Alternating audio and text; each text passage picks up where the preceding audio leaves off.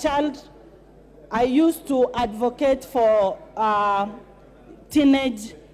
I was against FGM, Mr. Speaker, which Mama Agnes, being an Adventist, really supported.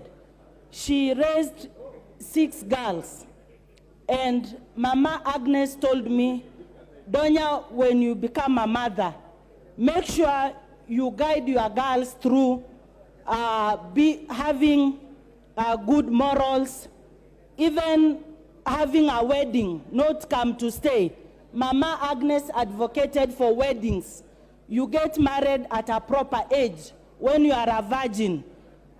Yes, a virgin. That is what Mama Agnes advocated. You see, if she was fighting FGM, definitely she was promoting safe marriage, where you are clean, you have not gone through early sex. So Mama Agnes was fighting teen pregnancy.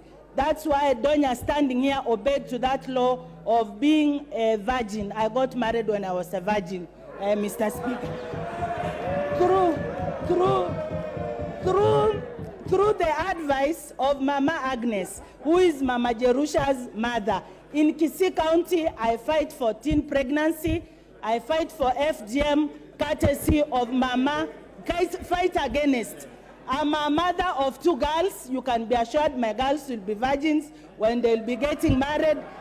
Courtesy of Mama Agnes. Live long Mama Agnes from Kitutu Masaba, where our Solicitor General, Shadrach Mose, comes from. You can see it is the area of leaders. Thank you very much, Mr. Speaker. Rest in peace, Mama Agnes from Gachuba. Thank you. Thank